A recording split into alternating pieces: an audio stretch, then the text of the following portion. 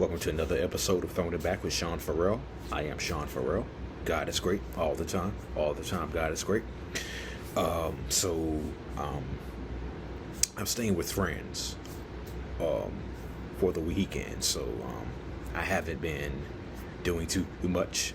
I do have I did work on a few topics before I came to stay the weekend with his friends. So I'm gonna bring y'all this one video.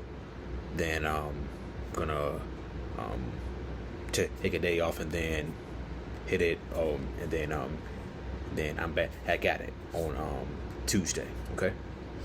So today's topic is the 1998-99 Chicago Bulls. Okay.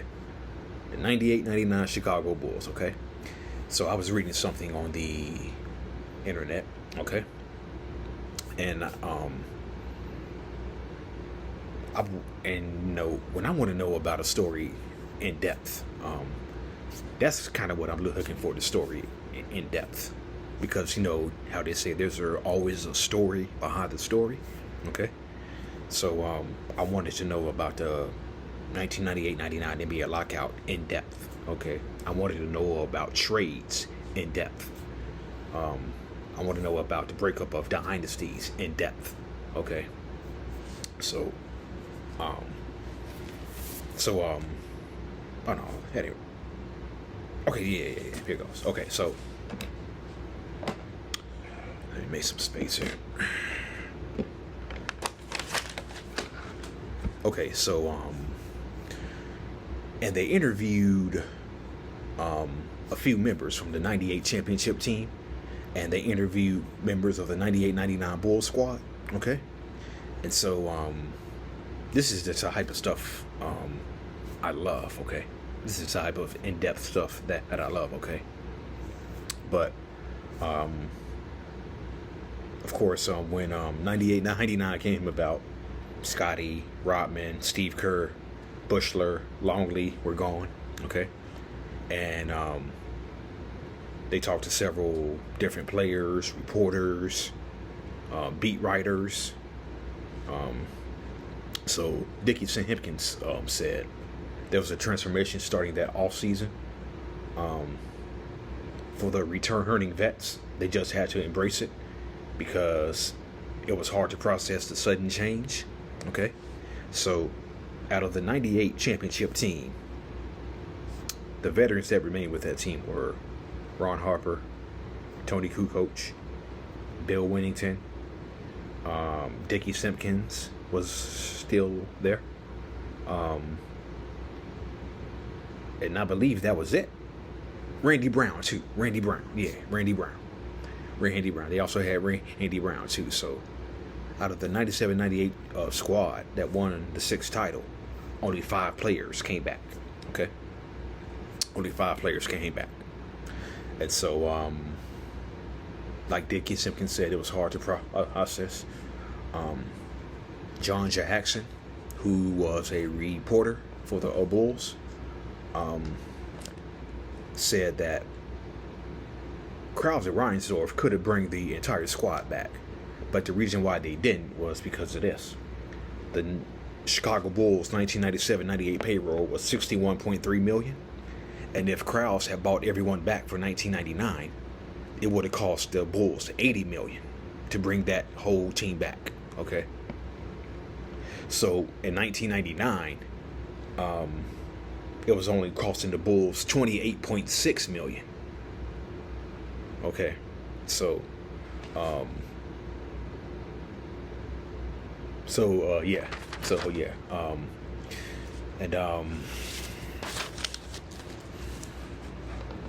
So Jud Bushler said, if you're a champ,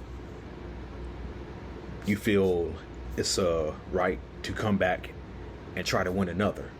Like, you try to win another one until someone knocks you off.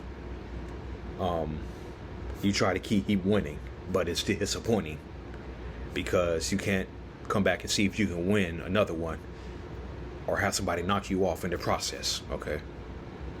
So Scott Burrell who was on the 98 team, said we all wanted new contracts.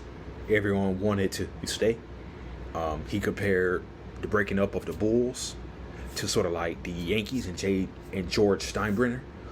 He said George Steinbrenner would never break up the Yankees. What he would do is he would just find some replacement parts every year to keep it going. Okay. And so Sam Smith, longtime Bulls reporter, said unlike MJ's retirement back in 1993, 1998-99 was actually the end of an era because they knew it was going to be a losing season. Rusty LaRue, who was in his second year, he was on the 98 championship team. Rusty LaRue said there were so many unknowns.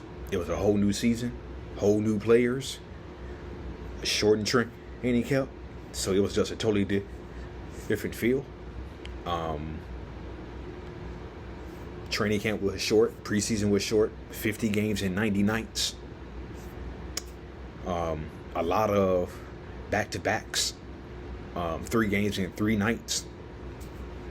And so Corey Benjamin, who was in his first season, got drafted by the Bulls in the 1998 draft.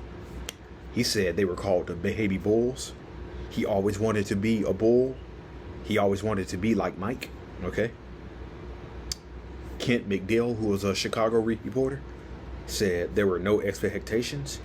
There were a few who held out hope for a playoff bid.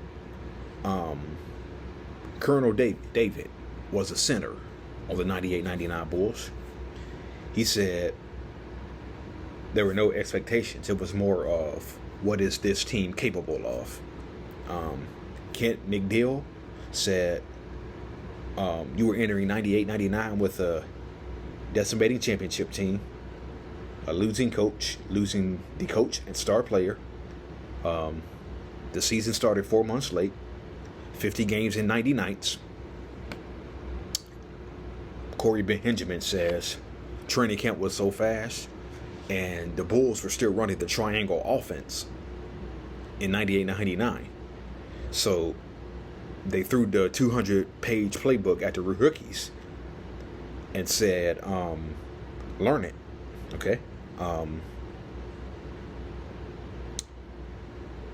The Bulls played back-to-backs every week. They had 14 back-to-backs during that season. The Bulls did. Okay. Colonel David says it was a short preseason, a lot of pressure, many things that went on that made that 99 season difficult. Sam Smith says Tim Floyd was badly overmatched. Krause didn't have a lot of friends in the NBA because of his nature and who he tended to. Tim sought money, fame, glamour, but he really hated the NBA. He never watched NBA games.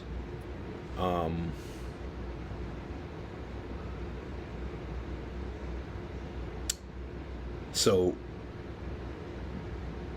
Jerry Krause had a saying that was preparing for the high school straight to the pros era.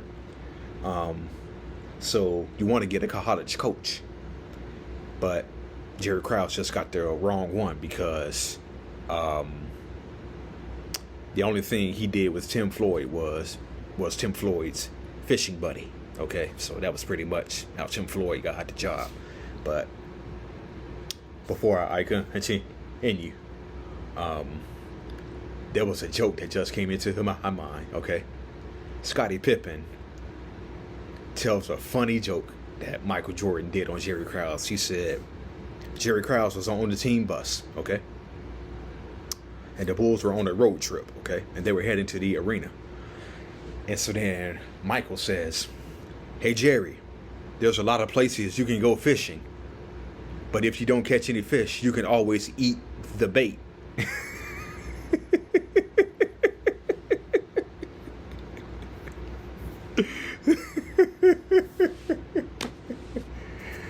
And according to Scottie Pippen, the bus just roared in laughter, okay?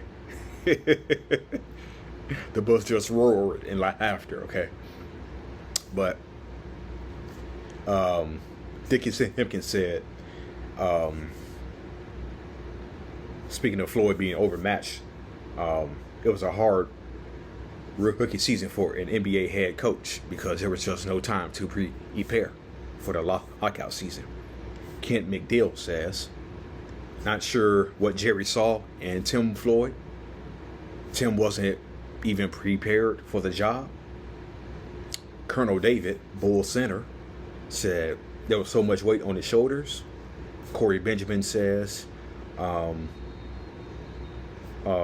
Tim Floyd was just teaching the young kids, basically the rookies and a few second-year players. Tim Floyd wasn't going to tell Ron Harper what to do, okay? None of the vets and none of the Bulls veterans really disrespected Tim Floyd. Kent McDill says Tim Floyd was actively involved in the Chicago nightlife. Interesting. Corey Benjamin says Tim never had full control of the team. Kent McDill says no one ever knew who was in charge. And he also said that Jerry had a smile on his face the whole year. Okay? Because now it was Jerry's team. Okay? So, and a few other players were wondering, timeout. And a few other players on that 99 team were wondering, like, timeout. Is it about control or is it about winning? Think about that for a second. Is it about having control or is it about winning? I think y'all know who the answer to that. As it pertains to Jerry Krause and Jerry Reinsdorf, I think y'all all know the answer to that.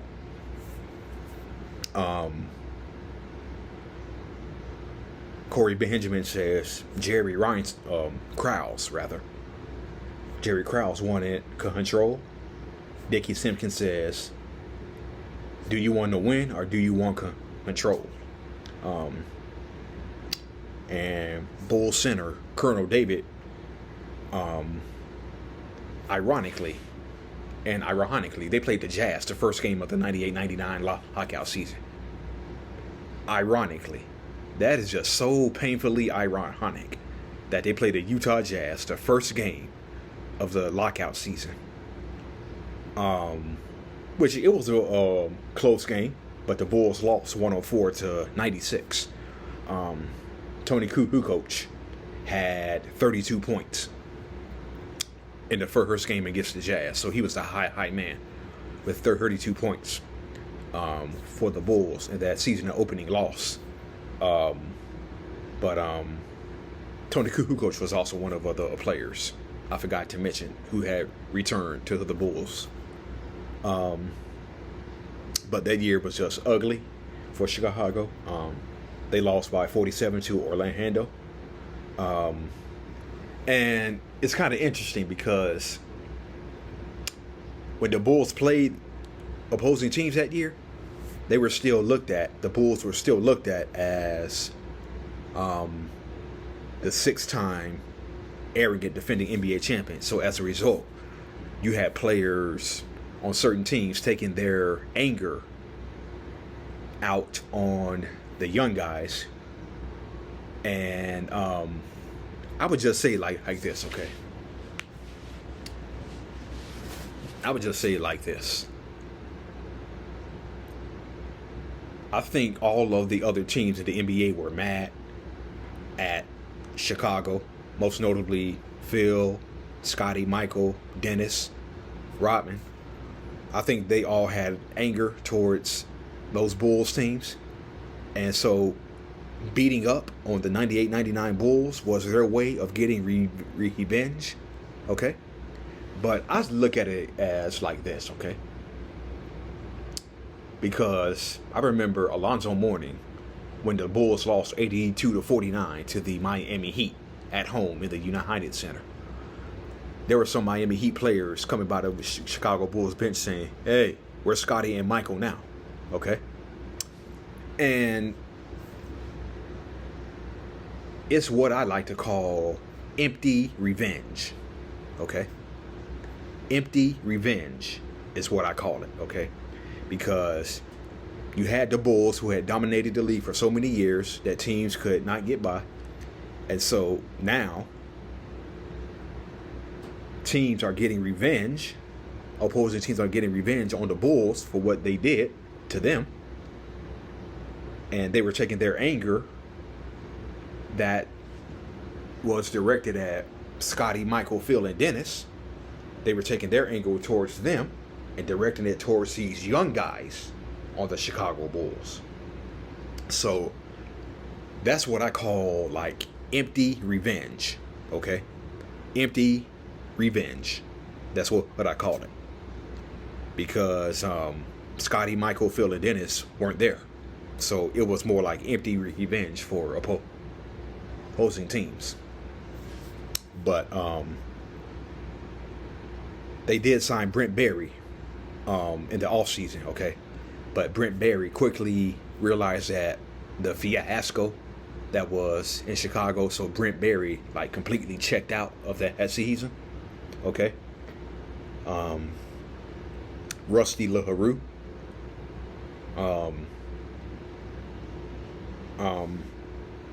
said a lot of guys on that 98-99 team were fledgling NBA guys who were trying to figure it out, and it was tough because they probably knew their time in the league wasn't going to be long. I forgot to name another player who was on that 98 championship squad that came back. Keith Booth. He played in only 6 games in 1998, but he came back. Dickie Simpkins said losing was tough, but the fans understood what they were going through. And Colonel David said the United Center was sold out in 1999 and 2000. So despite the fact that they were losing with regularity, the Bulls still had fans coming in droves. So I guess the best explanation for that would be they wanted to see, fans wanted to see where all the magic went down for the 6 championship years. So I guess there was a section of the fans who understood what was going to happen, and they completely understood. Then there was a section of fans who couldn't get a Bulls ticket in all those years. They just wanted to come and see,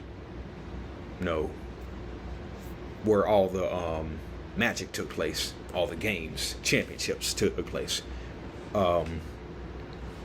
There was somebody who said the Chicago Bulls should have folded after the 1998 season because of the product they were putting out in the 1999 season. And so Dickie Simpkins said after the season was over, they were glad that season was over. And of course, the Bulls tried to pursue other people in free agency, but it never worked out. So they ended up drafting Elton Brand. Okay. They ended up drafting Elton Brand, Ron Artest, guys like Marcus Fizer. They drafted guys like Khalid El Amin. They drafted guys like AJ Guyton. So it was said that they were always getting like B- players or worse. And so Corey Benjamin tells a story, okay, after the 2000 season, because Corey Benjamin's agent was Arn Tellem, okay? So Arn Tellem represented Corey Benjamin, but not only did he represent Corey Benjamin, he also represented Tracy McGrady, Tim Thomas, and Jermaine O'Neal, okay? And so Jerry Krause recalls saying to Corey Benjamin, if you can get those players to sign, I'll renew your contract. That's what Jerry Krause said to Corey Benjamin. None of them ever came, okay? And so Corey Benjamin tells story because he talked to McGrady, Thomas, and O'Neal, and he said, I'm not signing with the Bulls because what they were offering me was peanuts. They weren't offering them nothing, okay? And so Kent McDill said, the Bulls thought you take a pay cut to be a part of the Bulls. That being associated with a team this successful is worth more money than you can make elsewhere. Nobody was buying that story. Okay. So it was, and so I remember Kevin Garnett talking about players not coming to the Bulls. Kevin Garnett said if the Bulls organization was running all over one of the greatest players in the game, then why would someone like me want to come here when they're treating the GOAT as badly, when they're treating the GOAT pretty badly? And Kevin Garnett said, I just thought the Bulls organization was not good because, as I just read, they were offering guys like Tracy McGrady peanuts. They weren't offering out big name contracts. And so Kevin Garnett said nobody wanted to come there. Okay. And so Kent McDill expounds on this point by saying the reason why players didn't come there was because no one wanted to come in and follow a 6-time championship team. Having to follow a dynasty, the invitation to join the Bulls was just not an attractive one. Okay. So not only were you following the legacy of Jordan, Pippen, and Phil Jackson, you also were following a dynasty. Okay. So, as I mentioned, they got B- players. They were always gap filling. Krause put pressure on himself to make it work post Jordan. And so, Dickie Simpkins recalls Phil Jackson saying, the last dance, of course. They knew the 1998 season was the last time they were playing together. So Dickie Simpkins said of the 98 season, Phil Jackson just wanted the team to be mentally calm, embrace the moment, cherish that last season. So they had time to process it. Okay. So, yeah. And one last thing, okay? So after the 99 season, that's when the breakup went even further. Bill Winnington, Simon Sacramento, Ron Harper went to play with Phil Jackson in LA. So by the time the 2000 season started, only Randy Brown was there. Only Randy Brown and Tony Kukoc were there. Okay. And so, only Randy Brown and Tony Kukoc were there, but I believe it was Kukoc who was traded to Philadelphia midway through the 99-2000 season. Yeah, so, and then Randy Brown signed with Boston in the off season. So, but I would say one funny thing that comes from this is that Corey Benjamin thought he could handle Michael Jordan. Okay. So it was before the 99-2000 season, okay? Michael Jordan actually came in and challenged Corey Benjamin one-on-one. Jordan won 11-9. Jordan won with a score of 11-9. But Corey Benjamin recalls that Jordan went up on him pretty quick, 7-0. So even in retirement, Jordan could still torch guys like Corey Benjamin. But, yeah, so. All right. That's it, and that's all for Throwing It Back with Sean Farrell. God bless you all. I am out of here. I will see y'all in a couple of days. Peace.